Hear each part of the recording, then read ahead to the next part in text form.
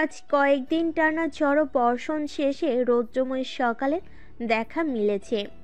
জানালা গলিয়ে এক ফালি রোদ এসে চিকচিক করছে এক শব্দদোষী কিশোরীর তৈলাক্ত ত্বকে। গত রাতও বৃষ্টিপাতের দরুন বেশ শীতল আবহাওয়া ছিল। ফলশ্রুতিতে সকালের এই মিষ্টি রোদ্দুর যেন ঘুম কাতুরী কিশোরীর ঘুমকে আরও মধুর করে তুলেছে। মনে হচ্ছে এই ঘুমের চেয়ে উত্তম আর কিছুই হতে পারে না।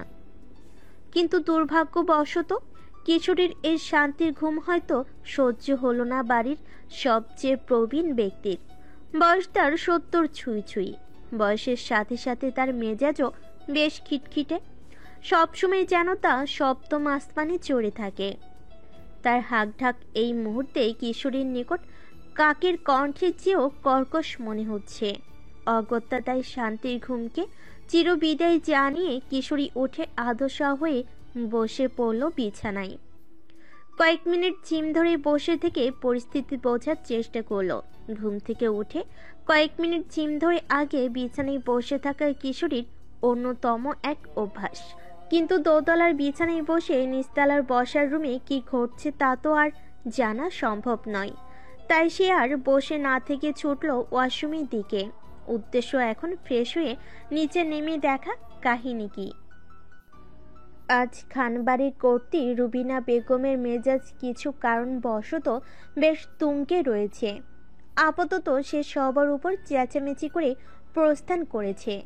নিচে নামার পর থেকেই কিশোরী খেয়াল করেছে বাড়ির প্রত্যেকের চেহারা বেশ থমথমে। তাদের দেখে মনে হচ্ছে ঝড় গত রাতে নয়, আজ বসার ঘরে তাদের উপর দিয়ে গিয়েছে। তাই বোঝা যাচ্ছে ঘটনা নিশ্চয়ই বেশ বড়সড়, নয়তো বাড়ির প্রত্যেকের চেহারায় সকাল সকাল এমন আধার থাকতো না। তাই বেশ কৌতূহল হলেও সে আর কাউকে ঘাটল না। কৌতূহল দমিয়ে কাউকে কোনো প্রশ্ন না করে সোজা গিয়ে চুপচাপ বসল নাস্তার টেবিলে। সে বাদে সকলেরই নাস্তা করা শেষ। তাই বুঝতে পারল ঘুমটা ভেঙে ভালোই হয়েছে, নয়তো যা অবস্থা দেখছে তার আজ খাবার জুটত কিনা সন্দেহ। এত কিছু ভাবতে ভাবতে হঠাৎ তার পেট সংকেত দিল এখন না খেলেই নয়। যদিও সামনে খাবার সাজানোই আছে, তবু তার নিয়ে খেতে ইচ্ছে করছে না। তাই সব চিন্তা বাদ দিয়ে সে স্বভাবত বেশ জোরেই তার মা নাফিসা খানকে ডেকে উঠলেন নাস্তা দেওয়ার জন্য। মেয়ের এত বড় গলার আওয়াজ কোনো কালেই পছন্দ না নাফিসার। তার মতে মেয়ে মানুষের কণ্ঠ হবে কোমল, আর আর আওয়াজ বেরোবে হালকা সুরে। কিন্তু তার মেয়ে এই কথা মানলে তো? তার উপর বাড়ির পরিস্থিতি আবার গমগমে। তাই বিরক্ত হয়ে ডাইনিং রুমে এসে মেয়েকে দিলেন এক ঝাড়ি। আহ মোহনা, এভাবে ষাঁড়ের মতন চেঁচাচ্ছিস কেন সকাল সকাল? তোর আক্কেল বুদ্ধি কবে হবে? বাসার পরিস্থিতি সম্পর্কে তোর কোনো ধারণা আছে? এই কথা বলছিস না কেন? মোহনার মনটা তৎক্ষণাৎ খারাপ হয়ে যায়। কোথায় সকালে উঠে নাস্তা খাবে তা নাকি খাচ্ছে মায়ের কাছে বকুনি। তাই সে মুখটা কাদো কাদো করে মাকে বলে, মা, এভাবে কেন বকছো? কি হয়েছে? আর এত প্রশ্ন একসাথে জিজ্ঞেস করলে উত্তর দিবই বা কি করে? এত কথা এখন বলতে পারছিস না? আমার কাজ আছে অনেক। তোর দাদু এমনিতেই সকালে উঠে তোর বাচ্চাদের ওপর চেঁচিয়ে এখন ঘরের দরজা বন্ধ করে বসে আছে। তাকেও এখন ডাকতে যেতে হবে। রান্নাঘরে বড় আপা আর মেজো আপা কাজ করছে। তাই এত কথা না বলে খেয়ে উঠ জলদি। মোহনা বুঝতে পারল মায়ের কাছ থেকে সে কিছুই জানতে পারবে না। উল্টো জানতে চাইলে আরেক দফা বকা খেতে হবে। এখন একমাত্র পন্থা নেহা আপাই। তাই আর কিছু না বলে পরোটা নিয়ে খেতে আরম্ভ করলো। আরাত্রিকা খান মোহনা এবার এইচএসসি পরীক্ষার্থী, বাড়ির সবচেয়ে ছোট মেয়ে। যদিও তার আরেকজন ছোট ভাই আছে, তবে মেয়েদের মধ্যে সেই সবচেয়ে ছোট বলে সবার বেশ আদরের, যার কারণে সে বেশ চঞ্চল আর দুষ্ট প্রকৃতির। মোহনার বাবাইরা ৩ ভাই ১ বোন। প্রথমে মোহনার বড় বাবা, মেজো বাবা, এরপর একমাত্র ফুপি, তারপর সবার ছোট মোহনার বাবা। মোহনার বড় বাবা ইরহাম খানের এক ছেলে এক মেয়ে। ছেলে নীলাদ্রি খান জায়ান আর মেয়ে নীলাদ্রিতা খান নেহা। জায়ান আজ প্রায় ৭ বছর হলো কানাডায়, আর নেহা এবার অনার্স ৩য় বর্ষে। মেজো বাবা ইলহাম খানের 2 ছেলে এক মেয়ে। বড় ছেলে আরশাদ খান ফায়াজ একজন পুলিশ ইন্সপেক্টর, আর ছোট ছেলে আরশাম খান ফারিস এবং মেয়ে আদ্রিতা খান ফিহা যমজ। ফারিস বেশ মেধাবী, সে এবার মেডিকেলে প্রথম বর্ষে। লক্ষ্য একজন নামকরা নিউরোলজিস্ট হবে, আর ফিয়া অনার্স প্রথম বর্ষে। যদিও সে ভাইয়ের মতো অত মেধাবী নয়, টেনে টুনে পড়াশোনা শেষ করার দলে। মোহনার ফুপি ইলমা শেখের এক ছেলে দুই মেয়ে। বড় ছেলে মেহেরাব শেখ আবির একজন ইংরেজি প্রভাষক, জায়নার আবির সমবয়সী। মেঝো মেয়ে মেহনাজ খান অনু আবার নেহার সমবয়সী, দুজনেই বেস্ট ফ্রেন্ড এবং মেহেরাবের ভার্সিটিতে অনার্স তৃতীয় বর্ষে অধ্যয়নরত আছে। আর ছোট মেয়ে মেহরিন শেখ আরও মোহনার মতোই এবার এসএসসি পরীক্ষার্থী। দুজনেই একই কলেজে এবং তারাও নেহার অনুর মতো বেস্ট ফ্রেন্ড। আর সবার ছোট মোহনার বাবা অর্থাৎ ইরফাজ খানের এক মেয়ে এক ছেলে। মোহনার ছোট ভাই অরিত্র খান মোহিত এবার নবম শ্রেণীতে, সেও বেশ মেধাবী এবং পড়ুয়া ছাত্র, যেখানে বড় বোন মোহনা এক নম্বরে ফাঁকিবাজ। নাস্তা শেষে মোহনা আর এদিক ওদিক না তাকিয়ে সোজা চলে যায় তার নেহা আপায়ের ঘরে, কারণ সকল তথ্য এখন একমাত্র তার কাছে জানা যাবে। কেননা তার ফিয়া আপু আছে সারাদিন উপন্যাস নিয়ে, তার এত বিষয়ে কান দেওয়ার সময় নেই। আর অন্যদিকে মোহনার ফায়াজ ভাই ডিউটিতে। ফারিস ভাই আর তার গুণধর ছোট ভাই পড়াশোনা নিয়ে ব্যস্ত। মোহনা চিন্তা করে কুল পায় না, তাদের আল্লাহ কি দিয়ে বানাইছে, সারাদিন কিভাবে এত পড়তে পারে। তাই অগত্যা নেহাই এখন একমাত্র পন্থা তার কাছে। রুমে গিয়ে দেখে তার আপাই জানালায় হেলান দিয়ে আকাশ দেখছে। মোহনা বুঝতে পারে না তার আপাই আকাশে এত কি দেখে। কই, সে তো সারাদিন এভাবে চেয়েও আকাশে দেখার মতো কিছু খুঁজে পায় না। সে কিছুক্ষণ নেহার দিকে তাকিয়ে থাকে। তার আপাইকে এই ভঙ্গিতে দাঁড়িয়ে থাকতে দেখে তার খুব ভালো লাগছে। দেখতে খুব একটা খারাপ লাগছে না, লাগবেই বা কেন? তার আপাই কি দেখতে অসুন্দর নাকি? তার আপা 5 ফুট 5 ইঞ্চি এক উজ্জ্বল শ্যামলা তরুণী, যে কেউ প্রথম দেখে তার আপাকে আরেকবার ঘুরে দেখতে বাধ্য। কিন্তু এখন দাঁড়িয়ে দেখার সময় নয়, এদিকে তার সবকিছু জানতে হবে। আর অন্যদিকে তার আপাকে ডিস্টার্ব করতে ইচ্ছে করছে না। পরিশেষে তার কৌতূহল দমাতে না পেরে অনিচ্ছা সত্ত্বেও নেহাকে ডাক দেয়, আপাই, আই নেহা আপাই। নেহা হক চুকিয়ে মোহনার আওয়াজ পেয়ে পিছনে ফিরে তাকায়।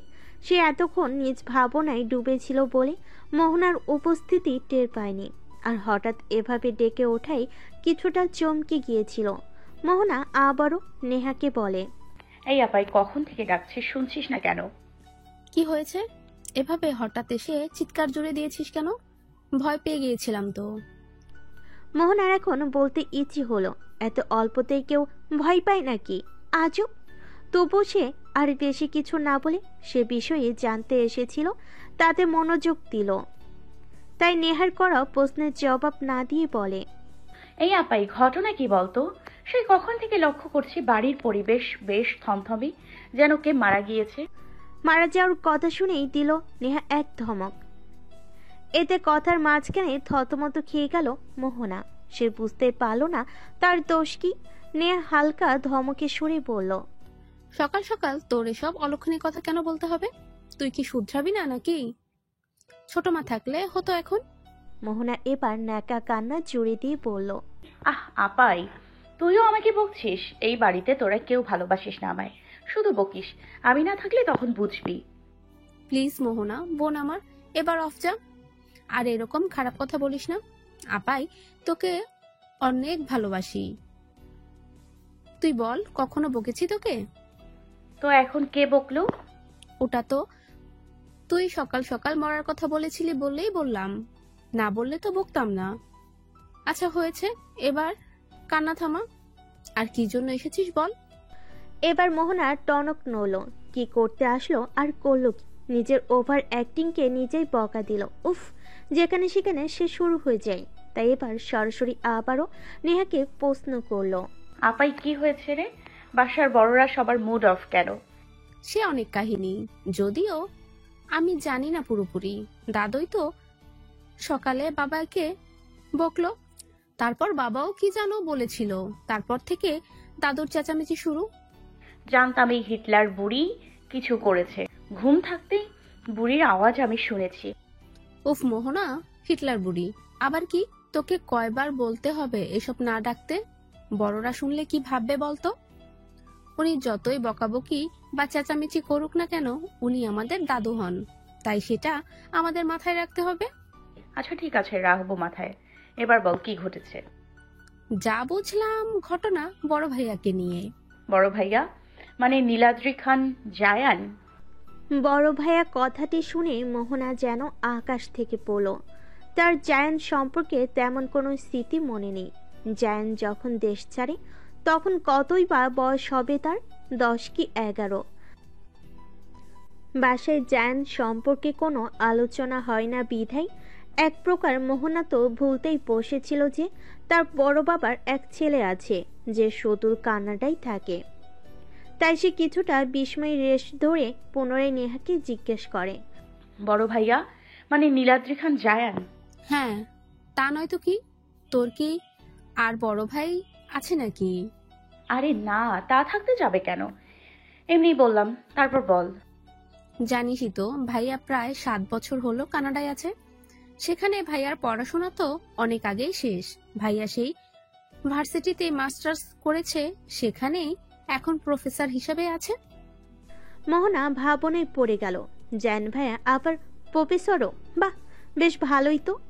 তার এখন মনে হচ্ছে সে এইবারের মেয়ে নয়, বরং অতিথি। না হলে তারই বড় ভাইয়ের সম্পর্কে সে নাকি কিছুই জানে না। তার নিজের মাথায় নিজেরই চাটি মারতে ইচ্ছে করছে। মোহনাকে অন্য মনস্ক দেখে নেহা বলল, আর কিছু জানার আছে তোর? থাকলে বলে ফেল, পড়তে বসবো আমি। বলছি যে আপাই, ভাইয়া কি ফিরবে না আর? কখন ফিরবে বা আদেও ফিরবে কিনা আমি জানি না। মানে ভাইয়ার না আসার কারণ? যতদূর মনে আছে বাড়ির বড়দের সাথে অভিমান করেই ভাইয়া কানাডায় পাড়ি জমিয়েছিল, যদিও অভিমানের কারণ আমি জানি না। তার মানে ফেরার চান্স খুবই কম, তাই তো? কি জানি কখন। আচ্ছা আপাই, তুই পড়, আমি বরং যাই। আচ্ছা। রুমে এসে মোহনা চলে গেল তার বারান্দায়। এখানে আসলেই তার মন ভালো হয়ে যায়, কারণ এখানে রয়েছে তার প্রিয় সব ফুলের গাছ আর মৃদু মন্দ বাতাস, যা সে বেশ উপভোগ করে। মোহনা ফুল খুব পছন্দ করে। যেখানে মানুষের গোলাপ পছন্দ, সেখানে তার পছন্দ কামিনী আর বেলি। বারান্দায় সে বেশ কয়েকটি বেলি আর কামিনীর টব লাগিয়েছে। বর্তমানে ফুলের সুঘ্রাণ নিতে নিতেই সেখানে থাকা দোলনাতে বসে সে ভাবতে লাগলো জায়ানের কথা। নামটা যেন আজকে একদম তার মনে গেঁথে গেছে, এমন মনে হচ্ছে তার। কিছুতেই ভুলতে পারছে না সে। মোহনা ভাবতে লাগলো জায়ান সম্পর্কে। এই 7টি বছরে না দেখার ফলে জায়ানের চেহারাও খুব একটা স্পষ্ট নয় তার কাছে। পুরনো স্মৃতি হাতড়ালে সে আপছে এক লম্বা অবৈ ছাড়া কিছুই দেখতে পাচ্ছে না। এসব ভাবতে ভাবতেই কখন সকাল গড়িয়ে দুপুর হয়ে গেল সে টেরও পেল না। রান্নাঘরে ব্যস্ত নাফিসা সব কাজ বড় দুইজাকে এগিয়ে দিয়ে চলল তার শাশুড়িকে ডাকতে। অনেকক্ষণ ধরে করাঘাত করেও তিনি রুবিনা বেগমের কোনো সারা শব্দ পাচ্ছেন না। চিন্তায় তার কপালে বিন্দু বিন্দু ঘামের সূক্ষ্ম রেখা দেখা গেল। সে উপায়ান্তর না পেয়ে বড়জা মীরা আর মেজজা রূপাকে ডেকে আনলো। তারও বেশ কিছুক্ষণ করাঘাত করলো, কিন্তু ফলাফল শূন্য। এদিকে বাসায় ছেলেরাও কেউ নেই। ফায়েজ থানায় আর ফারিস মেডিকেলে, আর মুহিত সে তো স্কুলে। যদিও সে ছোট, তবুও ছেলে হয়, উপস্থিত থাকলে হয়তো ওনারা একটু ভরসা পেতেন। এদিকে এত চিৎকার চেঁচামেচিতে নেহার আর পড়া হলো না। সে ছুটল নিচে এবং ভাবতে লাগলো বাবারা তো কেউ বাসায় নেই, তাহলে মায়েদের উপরে কি দাদু চিৎকার করছে? রুম থেকে বের হওয়ার সাথে সাথে ফিয়ার সাথে দেখা। সে এতক্ষণ মন দিয়ে পড়ছিল হুমায়ুন আহমেদের ময়ূরাক্ষী বইটি, কিন্তু এত আওয়াজে কি আর পড়া যায়? তাই ঝামেলায় না থাকা মেয়েটাও ছুটল ঝামেলার কাছে। ফিয়াকে দেখে নেহা মোহনার কথা জানতে চাইল, কারণ এসবের প্রতি মোহনার ইন্টারেস্ট তো আবার সবচেয়ে বেশি। কিন্তু ফিয়া জানালো সে মোহনাকে দেখেনি, তাই ফিয়াকে নিচে যেতে বলে নেহা ছুটল মোহনার ঘরে। নেহা মোহনার ঘরে গিয়ে দেখলো ঘর সম্পূর্ণ খালি। দেখে ওয়াশরুমে দরজাও বাইরে থেকে বন্ধ, অর্থাৎ মোহনা ওয়াশরুমে নেই। মরতেই মনে পড়লো বারান্দার কথা, তাই সে আর না দাঁড়িয়ে গেল বারান্দায়। গিয়ে দেখে মোহনা দোলনায় বসে ভাবুক ভঙ্গিতে এক দৃষ্টিতে বেলি টবের দিকে তাকিয়ে আছে। দেখে মনে হচ্ছে কোনো কিছু নিয়ে বেশ চিন্তিত, কিন্তু তার চিন্তার কথা জানতে ইচ্ছে হলো। এখন সময় নেই, আগে নিচে যাওয়া জরুরি। তাই সে মোহনাকে ডেকে উঠল। মোহনা, বোন আমার, জলদি নিচে চল। কিন্তু দেখে এত ডাকাডাকির পরও তার কোনো হেলদোল নেই, তাই এক হাত দিয়ে মোহনার এক হাত ধরে ঝাঁকিয়ে ডেকে ওঠে নেহা। কিরে মোহনা, কখন থেকে ডাকছি, সাড়া দিচ্ছিস না কেন? এভাবে তপ্তা খেয়ে বসে আছিস কেন? মোহনার গভীর ভাবনার মাঝখানে এভাবে ঝাঁকিয়ে ডেকে ওঠাই সে আসলেই তবদা মেরে গিয়েছিল। তাই সে নেহাকে জিজ্ঞেস করলো, কি হয়েছে আপাই? কি হয়েছে মানে? এত চিৎকার চেঁচামেচি শুনতে পাসনি? না, কিছুই তো শুনিনি। আচ্ছা নিচে চল, তারপর জানতে পারবি। আরে আপাই। মোহনার কথা না শুনে নেহা মোহনার হাত ধরে ছুটল নিচতলার উদ্দেশ্যে। গিয়ে দেখে সবাই রুবিনা বেগমের ঘরের সামনে জটলা পাকিয়ে দাঁড়িয়ে আছে। মায়েদের চিন্তার কারণ জেনে মোহনা ফিয়া নেহ অনেকক্ষণ ডাকলো রুবিনা বেগমকে দরজা খোলার জন্য। দরজা খোলা তো দূর, তিনি কোনো সারা শব্দই করলেন না। সকালে বেশ চিন্তায় পড়ে গেল। যেখানে রুবিনা বেগম নিজের চেঁচামেচি করে বাড়ি মাথায় নেন এবং জারি মেরে সবাইকে চুপ করিয়ে রাখেন, সেখানে তার কোনো সারা শব্দ নেই কেন? কোনো উপায় না পেয়ে মীরা খান তৎক্ষণাৎ ইরহাম খানকে কল করলেন এবং দ্রুততার সহিত বাসায় আসার কথা জানালেন। ইরহাম কল রিসিভ করার সাথে সাথে বেশ অস্থির গলায় বললেন, মীরা, কি হয়েছে বলো তো? আপনি আগে বাসায় আসুন। কিন্তু তোমার গলা এমন শোনাচ্ছে কেন? আসুন আগে বাসায়, আসার সময় ইলহাম ভাই আর ইরফাজ ভাইকেও নিয়ে আসবেন। রাখছি আমি। মীরা শোনো, ওদের কেন? কোনো ঝামেলা হয়েছে কি? ইরহাম খানের কথা শোনার আগে মীরা কল কেটে আবারও ছুটলেন শাশুড়ি ঘরের সামনে। দেখলেন তার রূপা আর নাফিসা অস্থির ভঙ্গিতে দাঁড়িয়ে আছে। মীরাকে দেখার সাথে সাথে তারা অসহায় চোখে তাকালেন। প্রায় 5 মিনিটের মাথায় হাজির হলেন বাড়ির কর্তারা। এসে ঘটনা বিস্তারিত জেনে তাদের মাকে ডাকতে গেলেন, কিন্তু তারও কোনো সারা শব্দ পেলেন না। এদিকে মোহনা মনে মনে ভাবছে, বুড়ি ঘরের মধ্যে ফুসতে ফুসতে মরে টরে গেল নাকি। তার ধ্যান ভাঙ্গে ইলহাম খানের আওয়াজে। তিনি সকল মেয়েদের বলছেন ঘরের সামনে হতে দূরে চলে যেতে। তিনি ইরহাম খানকে বলেন, বড় ভাইজান, আপনি দরজা থেকে দূরে সরে যান। আমি আর ইফাজ মিলে দরজা ধাক্কা দিয়ে খোলার চেষ্টা করি। চিন্তিত ইরহাম খান তৎক্ষণাৎ পিছু হটে যান। তিনি ভাবছেন এবং মনে মনে অনুশোচনা এবং অপরাধ বোধে ভুগছেন। কেননা তিনি সকালে মায়ের সাথে কথা কাটাকাটি না করলে হয়তো এমন কিছুই ঘটতো না। কিছুক্ষণের চেষ্টায় ইলহাম এবং এরফাজ সাহেব দরজা ভাঙতে সমর্থ হন। সবাই হুড়মুড়িয়ে ঘরে গিয়ে দেখেন রুবিনা বেগম অবচেতন অবস্থায় ইজি চেয়ারে বসে আছেন। তারা রুবিনা বেগমকে ধরাধরি করে বিছানায় শোয়ালেন এবং রুবিনা বেগমের অ্যাটেন্ডিং ডাক্তারকে দ্রুত আসার জন্য বলেন। ডাক্তার এসে একটি ইনজেকশন পুশ করেন এবং জানান অতিরিক্ত টেনশনে রুবিনা বেগমের ব্লাড প্রেশার খুব বেড়ে গেছে। এমন চলতে থাকলে স্ট্রোক করার সম্ভাবনা প্রবল। তিনি ওষুধের পাশাপাশি রুবিনা বেগমকে টেনশন মুক্ত রাখার পরামর্শ দেন। ডাক্তার যাওয়ার বেশ কিছুক্ষণ পর রুবিনা বেগমের জ্ঞান ফিরে। তিনি দেখতে পান বাড়ির সকল সদস্য তার ঘরে এসে জমা হয়েছে। রুবিনা বেগমকে চোখ খুলতে দেখে সকলেই যেন চিন্তামুক্ত হন। মীরা অস্থির হয়ে জিজ্ঞেস করেন, কিসের এত টেনশন মা আপনার? এভাবে অসুস্থ হয়ে পড়লে আমাদের কি হবে বলুন তো? আমার কিছু হলে তোমাদের কিছু যায় আসবে না বড় বৌমা। মা, এভাবে কেন বলছেন? তো বলবো না? আমার কথা তোমরা ভাবো নাকি? ভাবলে আমার আদরে নীলাদ্রি দাদু ভাইকে কখন ফিরিয়ে আনতে? এবার সকলের কাছে পরিষ্কার হয় রুবিনা বেগমের এত হেয়ালি কারণ। মায়ের এহেন কথা শুনে ইরহাম সাহেব ঘর ছেড়ে বেরিয়ে যান এবং যাওয়ার আগে মাকে ডাক্তারের পরামর্শ মেনে চলতে বলেন।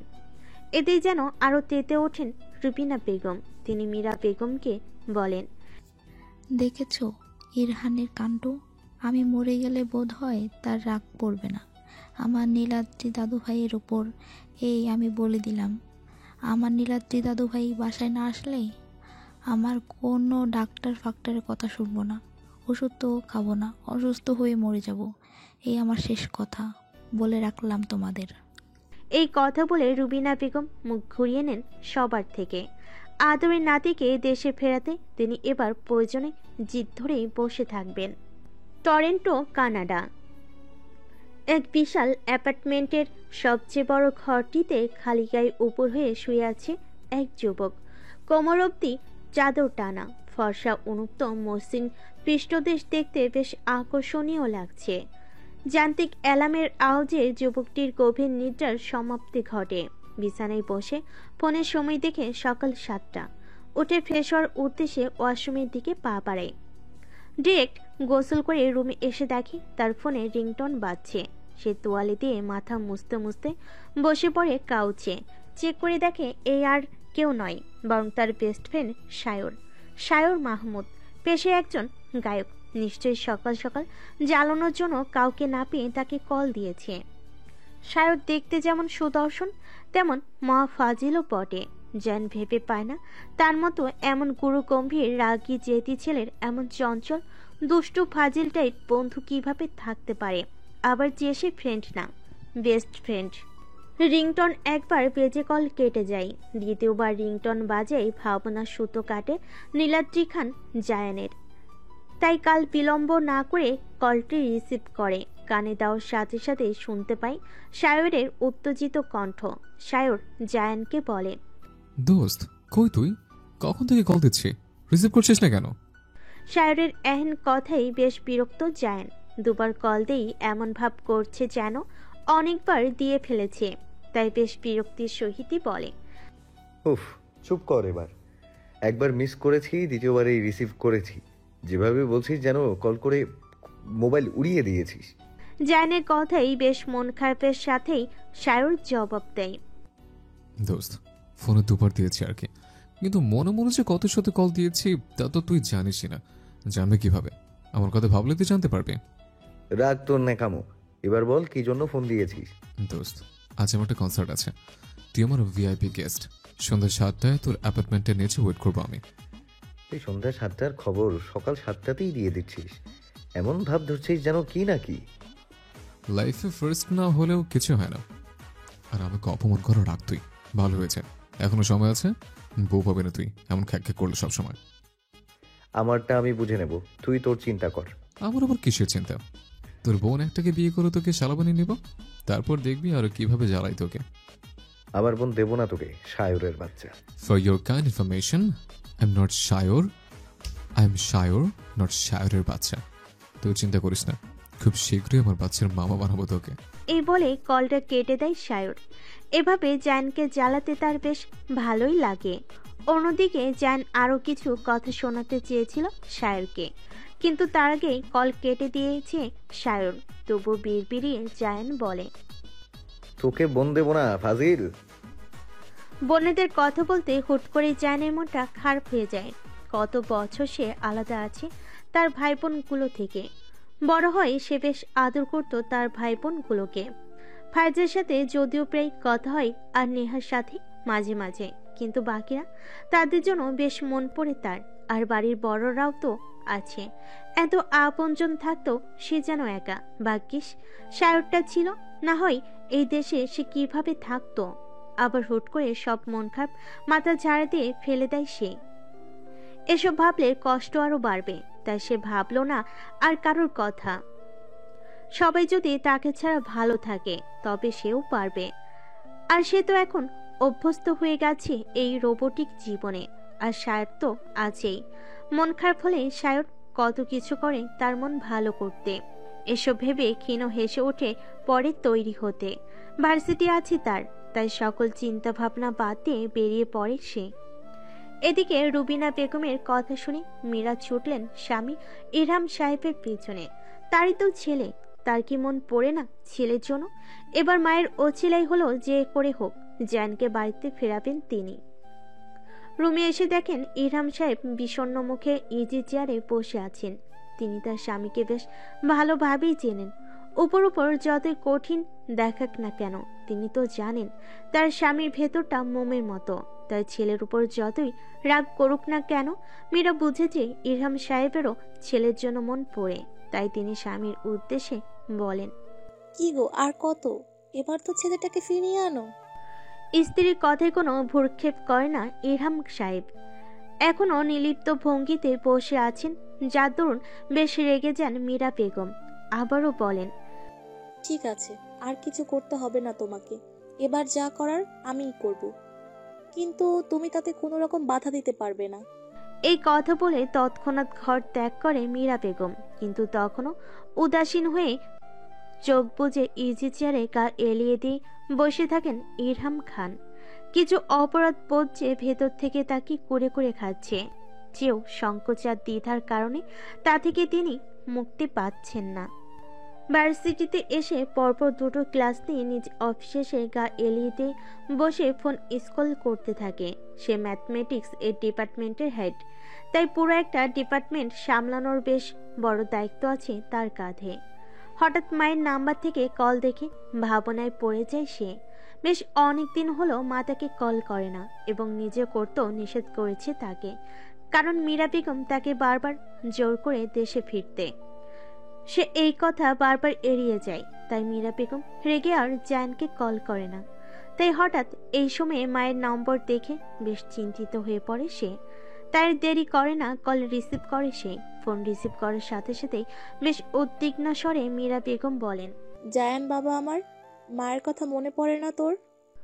এই কথা শুনেই জায়ান বুঝে যায় তার মায়ের পরবর্তী কথা কি হবে। এখন তাকে বলবে দেশে ফেরার জন্য, তাই বলে, মা, আমার পরিস্থিতিও বোঝার চেষ্টা করো। কি বুঝবো বল? তোর কি মনে পড়ে না আমাদের? তোর দাদু এখন তোর জন্য অসুস্থ হয়ে পড়েছে। রুবিনা বেগমের অসুস্থতার কথা শুনে জায়ানের আর এড়িয়ে যাওয়ার উপায় নেই। থাকলেও সে চাইবে না এখন এড়িয়ে যেতে। সে অসম্ভব ভালোবাসে তার দাদিনকে। হঠাৎ তার অসুস্থতার কথা শুনে তাকে খুব দেখতে ইচ্ছে করছে। কতদিন দেখে না সে তার দাদিনকে। মাকে জিজ্ঞেস করলো, কি হয়েছে দাদিনের? ব্লাড প্রেশার হাই হয়ে গেছে, স্ট্রোক করার চান্স প্রবল। আর সে তো ওষুধই খাচ্ছে না, আর না ডক্টরের পরামর্শ মেনে চলছে। হঠাৎ দাদিন এমন ছেলে মানুষই করছে কেন? কেন আবার তোর জন্য? মায়ের প্রতি উত্তরে অবাক হয়ে যায় জায়ান। তার দাদিন তার জন্য অসুস্থ হয়ে পড়েছে, এটা সে যেন বিশ্বাসই করতে পারছে না।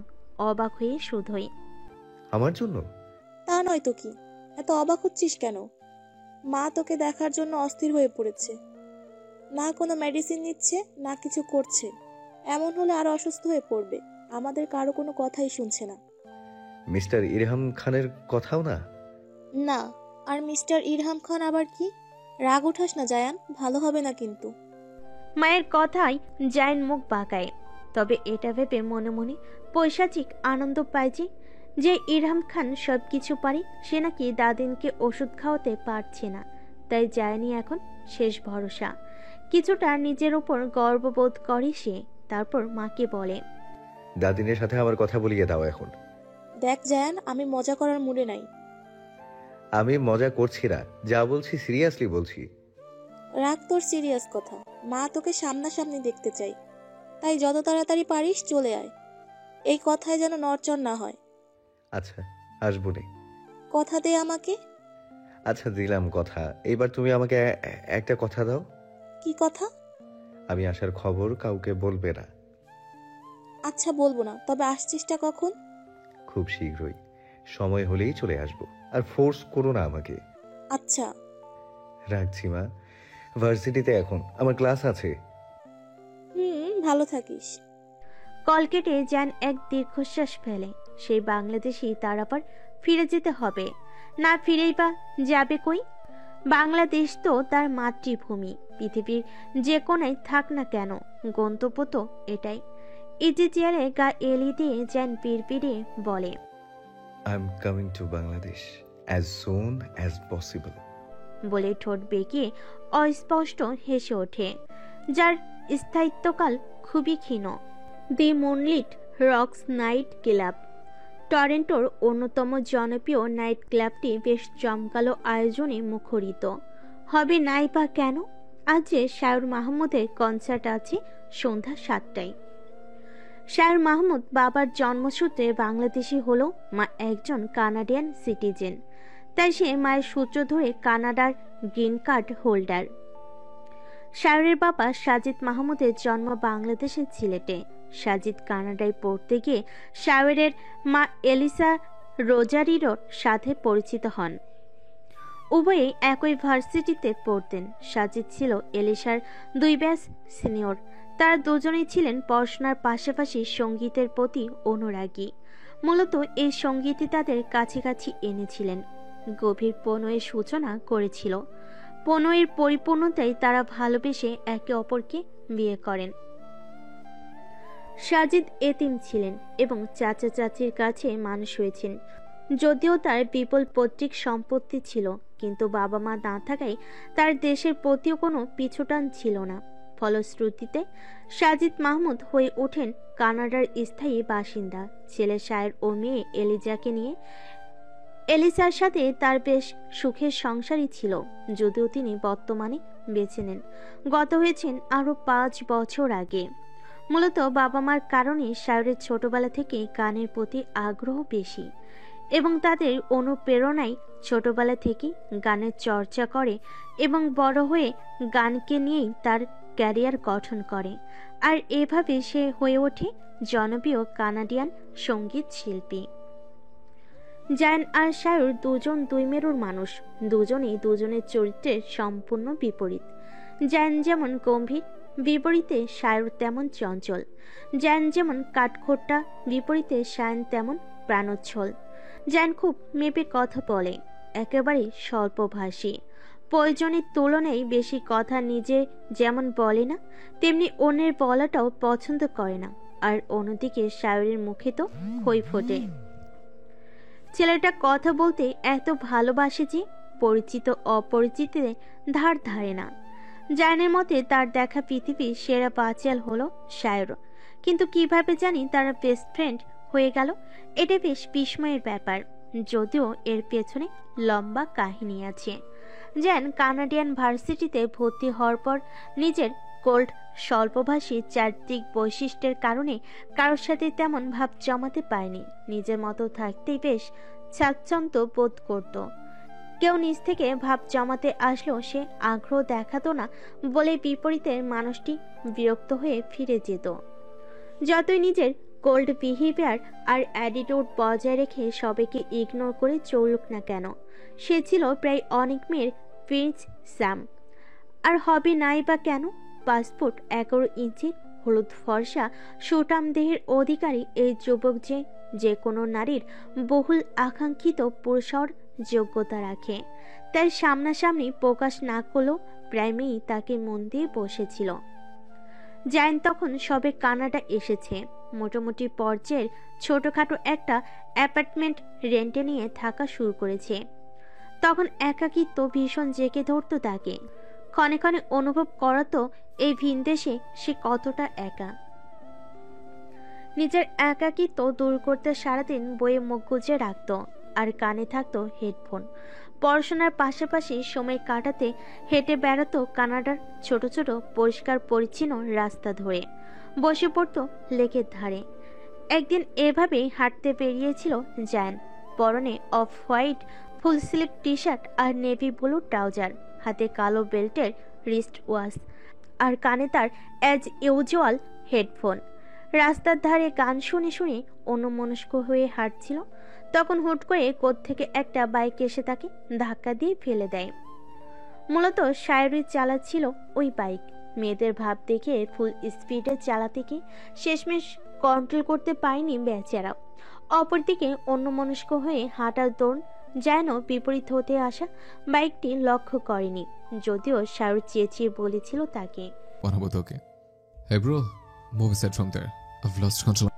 কিন্তু জায়ানের কানে হেডফোন থাকায় সে শুনতে পায়নি। ফলশ্রুতিতে সে আর সরে যেতে পারেনি, বরং ঘটে যায় যা ঘটার। জায়ান ধাক্কা খেয়ে পড়ে যায় রাস্তার ধারে, আর শায়র রাস্তার এবং তার উপর বাইক। এভাবে হঠাৎ দুর্ঘটনায় জ্যান ব্যথা পাওয়ার পাশাপাশি বেশ হকচকিয়েও যায়। নিজে তো উঠতে ভুলে যায়, সেই সাথে ভুলে যায় শায়রকেও তুলতে। থম মেরে বসে অদ্ভুত দৃষ্টিতে শায়রের দিকে চেয়ে থাকে, আর ওইদিকে শায়র বলতে থাকে, I'm extremely sorry, bro. Are you alright? তবুও জায়নের হুঁশ ফেরে না। মূলত হঠাৎ হওয়ায় সে একটু থম মেরে গিয়েছিল। শায়র আবারও পুনরায় চেঁচায়। Hey, bro, speak up. Are you fine? এবার জায়নের হুঁশ ফেরে। সে তড়িঘড়ি করে উঠে শায়রকেও বাইকের নিচ থেকে বের করে এবং বলে, Yeah, I'm fine. Just a little bit scratch in my elbow and palm. জায়ন হাত উল্টে পাল্টে টি শার্টের হাতা গুটিয়ে দেখালো। কোনোই দিকে ছিলে গেছে, রক্ত জমাট বেঁধে ফুলে লাল হয়ে গেছে। হাতের তালুতেও সামান্য লেগেছে, তবে বেশি না। সে নিজের ক্ষত খোঁজার পর এবার শায়রকে জিজ্ঞেস করলো, What's about you? এইদিকে শায়রের পরনে আকাশি রঙা ট্রাউজারটির হাঁটুর দিকে রক্ত রঞ্জিত হয়ে গেছে। দেখে বোঝা যাচ্ছে বেশ চোট পেয়েছে। হালকা খুঁড়িয়ে খুঁড়িয়ে দাঁড়িয়ে আছে, তবু মুখে হাসি ঝুলিয়ে বলছে। জান এই মুহূর্তে শায়রের মুখে হাসি দেখে বেশ বিরক্ত হলো। আঘাত পেয়েও ক্যাবলার মতো হেসে যাচ্ছে। আর বিপরীতে জান গম্ভীর হয়ে চোখ ছোট ছোট করে এক ভুরু উঁচু করে তাকালো এবং বলল, But it doesn't look like that you are fine. শায়র জায়ানের এভাবে তাকানো দেখে ভরকে গেল এবং প্রত্যুত্তরে মেকি হাসলো, হাত বাড়িয়ে দিয়ে বলল, Alright. Anyway, let's get acquainted. I'm Shayor Mah. Zayan এবার ভুরু জোড়া স্বাভাবিক করে শায়রের হাত ধরে হ্যান্ডশেক করে এবং বলে, I am Zayan. Niradri Khan Zayan. জায়ানের নাম শুনে শায়র এবার শিওর হলো সেও বাংলাদেশি। যদিও প্রথম দেখে কিছুটা আন্দাজ করেছিল, তারপর উচ্ছ্বাসিত হয়ে বলল, Wow. তাহলে তুমি বাঙালি? তোমাকে দেখে বুঝেছিলাম আমিও বাঙালি। আমার বাবার বাড়ি বাংলাদেশে। তোমার? আমারও বাড়ি বাংলাদেশে। সেম আমরা। তোমার বাড়িতে কে কে আছে? জায়ানের এখন মোটো কথা বলতে ইচ্ছে করছে না, তবু বলল। অনেকেই আছে। বলে চুপ করে গেল। মূলত সে কথা বাড়তে চায় না, তবে সে বাড়ালেও কি না বাড়ালেও কি, সার একাই 100।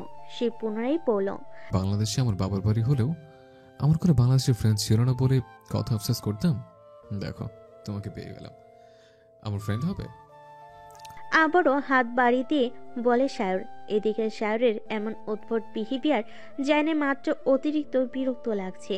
কই, সেও তো নাম শুনে আন্দাজ করেছিল, তাই বলে সে তো এমন আচরণ করছে না। আর প্রথম পরিচয়ে কেউ কাউকে তুমি বলে নাকি? আর কাকে বলছে? যার সাথে মাত্র অ্যাক্সিডেন্ট হলো তাকে?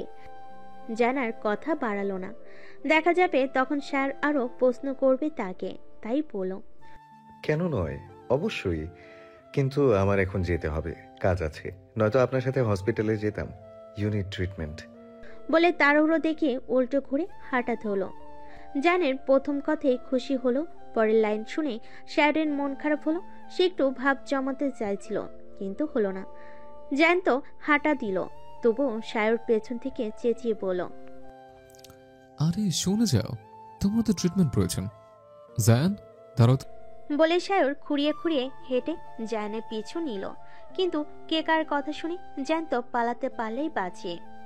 কোনো কালে তার বাচাল টাইপ মানুষ পছন্দ না, তাই সে দাঁড়ালো না, গতি না থামিয়ে বলল, আমি ঠিক আছি। এই বলে অন্য রাস্তায় ঢুকে পড়ল। আর শায়র বেচারা এত চেষ্টার পরও জানেন না আকাল পেল না, তাই সে মুখ ছোট করে দাঁড়িয়ে পড়ল। এভাবে হয়েছিল জ্যান শায়রের প্রথম দেখা।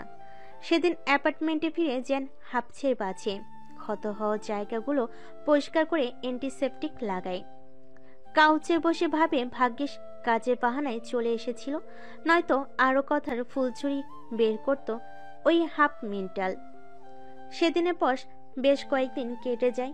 জায়ন এখন রোজ ভার্সিটিতে যায়, সাথে পার্ট টাইম জব করে নিজের খরচ চালায়। এভাবেই একদিন ভার্সিটির লাইব্রেরিতে নিরিবিলি বসে বই পড়ছিল। হুট করে কে জানি এসে কাঁধের উপর হাত দিয়ে বলে, হ্যাঁ ব্রো, ফাইনালি তোমায় খুঁজে পেলাম। কত খুঁজেছে তোমায় জানো? জায়ন মনোযোগ সহকারে পড়ছিল। এভাবে হুট করে এক প্রকার তাকে জাপটে ধরে সে কিছুটা ভরকে গিয়েছিল। পাশ ফিরে দেখে এই আর কেউ নয়, বরং সেই দিনের সেই হাফ মেন্টাল। বিরক্তি দিতে নাক মুখ কুঁচকে উফ শব্দ করে, গম্ভীর গলায় বলে, তুমি এখানে? আরে এটা আমার ভার্সিটি। স্যার এমন ভাবে বলল যেন তার বাবার মালিকানাধীন এই ভার্সিটি। যেন এতে আরো বিরক্ত হলো, প্রশ্ন করে, আমার ভার্সিটি মানে? আমার ভার্সিটি বলে আমি এখানে পড়ি, তুমি তো মনে হয় এখানেই পড়ো, আর হয়তো নতুন ভর্তি হয়েছ, নয়তো আমাকে চিনো না এমন কেউ আছে নাকি ভার্সিটিতে? বেশ ভাব নিয়ে বলে সায়র। যেন এক ভুরু তুলে প্রশ্ন করে, কে তুমি যে তোমায় সবাই চিনবে? এই ভার্সিটিতে আমার পপুলারিটি অনেক বেশি, তুমি নতুন তাই জানো না। তাছাড়া আমিও কিছুদিন যাবৎ ভার্সিটিতে আসিনি, নয়তো আরো আগে পরিচিত হতে পারতাম। আমি তোমাকে খুঁজে বেড়াচ্ছিলাম, আর তুমি কিনা আমার ভার্সিটিতে ছিলে। সায়রের এমন অবান্তর কথায় বিরক্তির পারদ যেন বাড়ছে জায়ানের। তবু সে চুপ করেই রইল। আর সায়র তো সায়রই, সে একাই বকবক চালিয়ে যাচ্ছে। এটাই তাদের দ্বিতীয় দেখা। এরপর থেকে নানাভাবেই নানা ছুতোই সায়র জায়ানকে বিরক্ত করে যেত। তার উপর তার আবার ছিল একই ব্যাস, একই ডিপার্টমেন্টের। ভার্সিটিতে যেখানে যেত সায়র, আঠার মতো জায়ানের সাথে চিপকে থাকতো, হোক সেটা ক্লাসরুম, লাইব্রেরি কিংবা ক্যান্টিন। সায়রের শহর চর্চে যেন অভ্যস্ত হয়ে পড়ল, নিজে থেকে মিশতে শুরু করলো। তুমি থেকে সম্বোধন তুইয়ে নেমে আসলো, হয়ে উঠল একে অপরের অতি প্রিয় বন্ধু, যেখানে বন্ধু কম ভাই ভাই ফিলিংস বেশি আসে। এই ভিনদেশে সায়র হয়ে উঠল জায়ানের একমাত্র ভরসা স্থল, একাকিত্বের দুঃখ ঘোচনের সঙ্গী। সন্ধ্যা 6:30। জায়ানের অ্যাপার্টমেন্টের নিচে অপেক্ষামান সায়ন। এবার জায়ান নয়, বরং সে বেজায় বিরক্ত। কেননা অনেকক্ষণ ধরে সে জায়ানের জন্য অপেক্ষা করছে, কিন্তু অপেক্ষা যেন শেষই হচ্ছে না। কেননা জায়ান লাপাত্তা। এইদিকে ক্লাবে পৌঁছাতে লাগবে প্রায় 25 মিনিট। কনসাল্টের আগে তারও তো কিছু প্রিপারেশনের প্রয়োজন আছে। মেয়ে না হয়ে ছেলে হয়েছে তো কি হয়েছে, তাই বলে কি সে প্রপারলি রেডি হবে না? পরিপাটি হয়ে ফ্যানদের সামনে উপস্থিত হওয়ার তো একটা ব্যাপার আছে। এদিকে জায়ান যা শুরু করেছে তাতে তার পরিকল্পনা বোধহয় এবার ভেস্তে গেল। কনসাল্ট হবে সায়নের, রেডি হতে দেরি হওয়ার কথা তার, অথচ সে রেডি হয়ে আরেকজনের জন্য অপেক্ষামান। আর অপরদিকে দেরি করছেটা কি? দ্য গ্রেট নীলাদ্রি খান জায়ান। এবার সায়র আর না থাকতে পেরে কল দিল জায়ানকে, কিন্তু বিধি বিধাম জায়ান ফোন তুলছে না। সায়রের এবার কপাল চাপড়াতে ইচ্ছে করছে, মেজাজটাও প্রচুর পরিমাণে খারাপ হচ্ছে। তাই রেগে আবারও লাগাতার কল দিতে শুরু করলো জায়ানের ফোনে। অবশেষে অপেক্ষা ঘুচিয়ে জায়ান ফোন তুলল। সায়র দাঁতে দাঁত চেপে বলল, শালা কোথায় তুই? কখন থেকে ওয়েট করছে তোর জন্য? গিয়ে মরছিসটা কোথায়? নাকি মেয়েদের মধ্যে আবার সাজতে বসলে? অপর প্রান্তে ঘুমো ঘুমো কণ্ঠে জায়ান বলল, কুল ডাউন সায়র, আমি অ্যাপার্টমেন্টে আছি, ঘুমাচ্ছিলাম, তাই মনে ছিল না তোর কনসার্টের কথা। আর আমার সাজা লাগবে না, কারণ আমি এমনিতেই সুদর্শন। জায়ানের কথায় সায়রের মেজাজ খিচে গেল। কত বড় বেয়াদব হলে জায়ান তার কনসাল্টের কথা ভুলে গিয়ে ঘুমিয়ে পড়ে, যেখানে নিজের কনসাল্ট ফেলে সে জায়ানকে নিতে এসেছে। তার উপর আবার বলে কিনা তাকে কুল হতে। আবারও রাগী কণ্ঠে সায়র জায়ানের উদ্দেশ্যে বলে, শালার রাখতো সুদর্শন, কিভাবে তুই ভুলে গেলি আমার কনসার্টের কথা, যেখানে আমি নিচে নিতে পর্যন্ত আসবো বলেছে? আচ্ছা হয়েছে, আসছি আমি, আর 5 মিনিট অপেক্ষা কর। কারেক্ট 5 মিনিট কিন্তু। আচ্ছা। সায়র ফোন কাটতে নিবে, তখন জায়ান আবারও বলে, ওই সায়র, আমার কি? রেডি হও দ্রুত। বলছি যে আমাকে আরেকবার শালা ডাকবি না, কারণ আমার বোন তোকে দিচ্ছি না। কথাটি বলেই জায়ান আর সায়রের অপেক্ষা না করিয়ে নিজের লাইনটা কট করে কেটে দেয়। আর সায়র বেচারায় এদিকে আহম্মকের মতো ফোনের দিকে তাকিয়ে থাকে। 7:10। টরন্টোর দি মুনলিট রক্স নাইট ক্লাবের সামনে থামে কালো রঙের একটি মার্সিডিজ। ফ্রন্ট ডোর খুলে ড্রাইভিং সিট থেকে বেরিয়ে এলো। ফুল ব্ল্যাক বলার কারণ সায়রের পরনে black T shirt, black jacket, এমনকি ট্রাউজারটাও ব্ল্যাক, হাতে কালো বেল্টের রিস্ট ওয়াচ, আর কালো নাইকের সিনিকার্স। তার পাশের ফ্রন্ট ডোর খুলে বেরিয়ে এলো জ্যান। তার পরনে জিন্স আর অ্যাশ কালারের হুডি, কপালে কয়েক গাছি চুল এসে পড়েছে, যা জ্যান বেশ স্টাইলের সাথে হাত দিয়ে পিছনে ঠেলে দেয়। শায়রের নামার সাথে সাথেই তার ফ্যান্টম উত্তেজনায় ফেটে পড়ে, উচ্ছ্বাসিত হয়ে তার নামে চিয়ার্স আপ করতে থাকে। কিছু সিকিউরিটি গার্ড এসে শায়র আর জ্যানকে ভিড় ঠেলে স্টেজের দিকে নিয়ে যায়। জ্যান বসে পড়ে ভিআইপি জোনে, আর শায়র তড়িঘড়ি করে উঠে পড়ে স্টেজে, কারণ সে এমনিতেই লেট। উঠে সে আগে তার ভক্তদের সাথে কুশল বিনিময় করে নেয়, তারপর ধরে এক ইংরেজি গান। Every night in my dreams I see you, I feel you, that is how I know you go. শায়রের ফ্যান্ডম বেশ উচ্ছ্বাসিত হয়ে শায়রের গান শুনছে। তারা শায়রকে চিয়ার্স আপ করছে এবং গানের সাথে ঠোঁট মেলাতেও ভুলছে না। জানেরও আজ খুব ভালো লাগছে। সে মন দিয়ে গানের অর্থগুলো বুঝে ফিল করার চেষ্টা করছে। শায়র আবারও গেয়ে ওঠে, Far across the distance and spaces between us, you. গানের শেষ চাউনে সবার মাঝে নীরবতা ছেয়ে যায়। সবাই যেন গানের মাঝে ডুবে গিয়েছিল। শায়রের মোহনীয় গলার গান শুনে সবাই তার প্রেমে পড়তে বাধ্য। কিছুক্ষণ পর ভক্তরা আবার চিল্লিয়ে ওঠে তাকে আরেকটা গান গাওয়ার জন্য। সে গেয়ে ওঠে, You have come to show you go near, far, wherever you are. I believe, but the heart does go on. Once more. গানের এই লাইনগুলো যেন শায়রের কণ্ঠে অসাহিত্য। তার কণ্ঠে প্রতিটি ইমোশন নিখুঁতভাবে ফুটে উঠেছে, আর যেন তা লক্ষ্য করেছে সবাই যেন ঘুরে আছে। Open the door, you are here in my heart, and my heart will go on and on. Would you find a way to let me down slowly? A little sympathy, I hope you can show me. If you wanna go, then I'll be so lonely. If you're leaving, baby, let me down slowly. Let me down, down, let me down, down, let me down, let me down, down, let me down, down, let me down. If you wanna go, then I'll be so lonely. If you're leaving, baby, let me down slowly.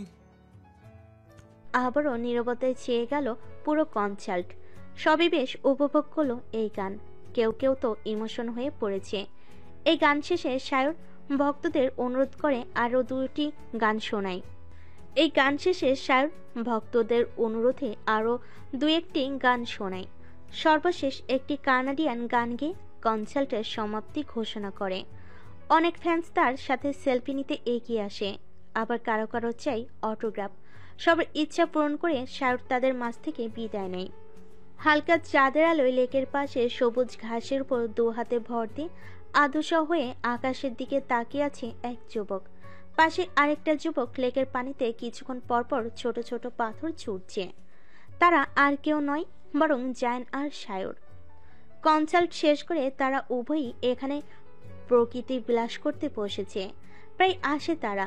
রাতের মৃদু মন্দ হাওয়া, শান্ত নিরিবিলি পরিবেশ, লেকের পানিতে চাঁদের আলোর প্রতিফলন বেশ উপভোগ করে দুজন। রাত প্রায় 12টার কাছাকাছি। জান তপ্ত শ্বাস ফেলে আকাশের দিকে থেকে চোখ ফিরে এবার শায়রের দিকে তাকালো, আলগোছে বলল, দেশে ফেরার সময় হয়েছে শায়র, খুব শীঘ্রই ফিরে যাচ্ছি। শায়র পাথর ছোড়া থামিয়ে বিস্ময় নিয়ে জায়ানের দিকে তাকালো, অবাকতার রেশ ধরে পড়ল, তুমি একেবারে চলে এসেছিলে, এখন হুট করে ফিরে যাওয়ার মানে? এসেছিলাম তো একেবারেই, যাদের মায়া ছাড়তে এসেছিলাম তাদের মায়ায় পড়ে আবার ফিরে যেতে হচ্ছে। শায়র জায়ানের কথার ভাবার্থ বুঝতে পারেনি। সে প্রশ্নাত্মক চোখে জায়ানের দিকে তাকিয়ে রইল। জায়ান ফের বলল, মায়া এমন এক বৃক্ষ যা গোড়া থেকে উপড়ে ফেললেও তার ছোট ছোট শেকড় বাকড় থেকে পুনরায় নতুন গাছের জন্ম দিয়ে আলগোছে বেড়ে উঠে আবারও প্রকাণ্ড এক বৃক্ষের রূপ নেয়। তাই পুরোপুরি তাকে নিরোধ করা যায় না। আমিও চেয়েছিলাম গোড়া থেকে উপড়ে ফেলতে। অনায়াসে 7টা বছর এখানে কাটিয়ে দিয়ে ভেবেছিলাম সমর্থ হয়েছি। শায়রের দিকে তাকে তর্জনী আঙ্গুলটা তুলে বুকে তাক করে জায়ান বলল, কিন্তু দেখ, আমি ব্যর্থ। নীলাদ্রি খান ব্যর্থ। তাই আবারও মায়ার টানে ফিরে যাচ্ছি। শায়র হয়তো বিষণ্ণতা বুঝল, তাই আর পরিপ্রেক্ষিতে প্রশ্ন করল না। সে কথা ঘোরানোর চেষ্টা করলো, মজার ছলে বলল, যাচ্ছিস যা, লাভ তো আমারই, তাই আমি খুব খুশি তোর যাওনি। শায়রের খুশি হওয়ার ব্যাপারটা জান বুঝল না। সে চলে যাচ্ছে কোথায়, তার বন্ধু কষ্ট পাবে, তাকে কিছু ইমোশন কথা বলবে, কোথায় নিজের অল টাইমে ন্যাকামিগুলো করবে। তা না করে করছি কি, বন্ধু চলে যাওয়ার আনন্দ প্রকাশ করছে। তার বেজায় রাগ হলো শায়রের প্রতি। সে রাগী কণ্ঠে বলল, খুশি মানে? আরে তুই বুঝতে পারছিস না? তুই দেশে যাওয়া মানে আমার যাওয়ার রাস্তা ক্লিয়ার হওয়া। দেশে যাওয়ার চেয়ে তোর বাড়িতে এন্ট্রি নেওয়া বেশি সুবিধা হবে। আমার বাড়িতে এন্ট্রি নিয়ে তুই কি করবি? কি আর করবো, তুই কি আমার শালা বানাবো? তোর 5টা বোন থেকে সবচেয়ে সুন্দর এটাকে বিয়ে করে নেব। আহা, আমার কতদিনের স্বপ্ন তোকে আমার বাচ্চাদের মামা বানাবো। দিবা স্বপ্ন দেখা বন্ধ কর। ওই স্বপ্ন তোর স্বপ্নই থাকবে, ইহ জীবনে পূর্ণ হবে না। কেন কেন? তুই আমাকে, কারণ আমার বোনদের তোর মতো বাঁচালের কাছে আমি বিয়ে দিচ্ছি না। তোর বাচ্চাদের মামা তুই বরং অন্য কাউকে বানাস। জায়নের উত্তরে ন্যাকা কান্নার ভান ধরল শায়র, ন্যাকা টোনে আওড়ায়। তুই আমাকে এতটাও পছন্দ করিস জানতাম না তো। করলে অবশ্যই বোন দিতি, কিন্তু তুই তো দিবি না, শালা শয়তান। এবার শায়র ন্যাকামো বাদ দিয়ে একটু সিরিয়াস ভঙ্গিতে তাকাই জায়নের দিকে। ভাব এমন যে সে খুব জরুরি কথা বলবে। যেন উৎসুক নয়নে শায়রের দিকে তাকিয়ে আছে। শায়র বলে, আচ্ছা যা, তোর বোন দিতে হবে না। দেখবি তোর নাকের নিচ থেকে আমি তোর বোনকে পটিয়ে বিয়ে করে নেব, আর তুই কিচ্ছুটি করতে পারবি না।